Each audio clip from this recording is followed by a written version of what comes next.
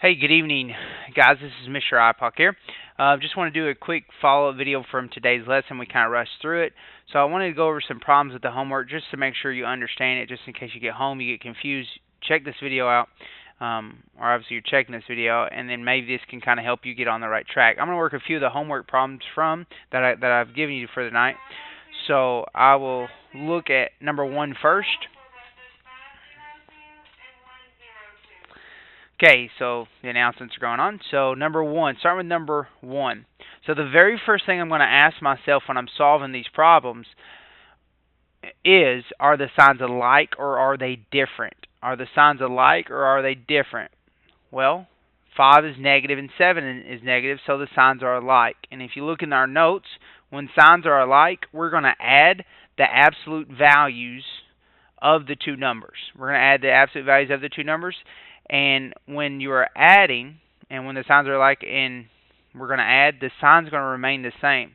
So our very first, after we decide whether it's the signs are alike or different, if they're alike, we're going to add that negative because we know our answer is going to be negative because the sign's going to remain the same if the signs are alike. So it's going to be negative, and then we're going to say negative times the quantity of the absolute value of negative 5 plus the absolute value of negative 7.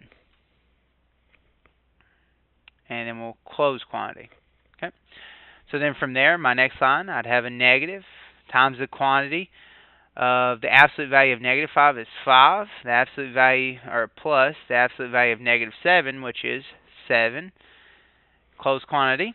Then I have a negative 5 plus 7 is 12. Times the quantity of 12. Therefore, I can come with my final answer of negative 12, and I'm always going to circle my answer. Okay? Hope that helps you out. Going to number 6, let's look at a problem that has different signs. So when you have a problem that has different signs, notice 3 is negative and 7 would be positive here. When you have signs that are different, you're going to find the difference in the absolute values of the numbers. You're going to subtract the greater number, which is 7, from the smaller number, and you're going to do that through the absolute value of the numbers. For instance, so the greater number is 7, so we're going to say the absolute value of 7 minus, they're different signs, so we're finding the difference, we're subtracting, minus the absolute value of negative 3. The absolute value of 7 is 7 minus the absolute value of negative 3 is 3. 7 minus 3 is 4. You take the sign from the bigger number, which is 7, so therefore this is going to be positive 4.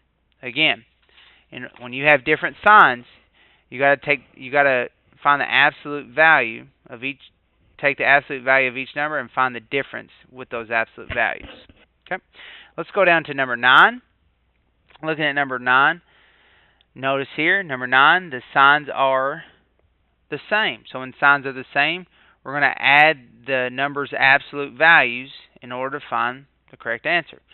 Now, since the signs are the same, the sign of the answer will remain the same, and since it's negative, we're going to put a negative right here, indicating that we know the final answer will be negative. So negative times the quantity of the absolute value of negative 2 plus the signs are the same, or they're alike, so we're adding them. We're adding the absolute values.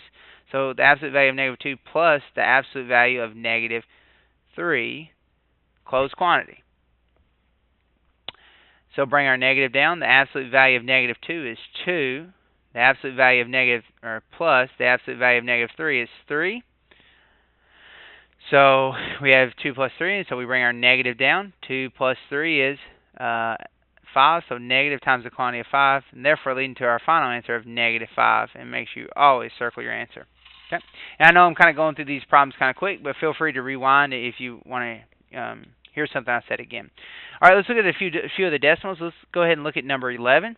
Number 11 is negative 0.4 plus negative 4.2, so the signs are alike, so we're going to add the absolute value of the two numbers. So, and when the signs are alike, the sign will always remain the same, so this is going to remain negative, so we're going to say negative times the quantity of the absolute value of negative 0.4 plus, we're adding, since the signs are alike, the absolute value of negative 4.2 closed quantity. So from there, we go to our next line. We have negative times the quantity of the absolute value of negative 0.4 is 0.4, plus the absolute value of negative 4.2 is 4.2, closed quantity.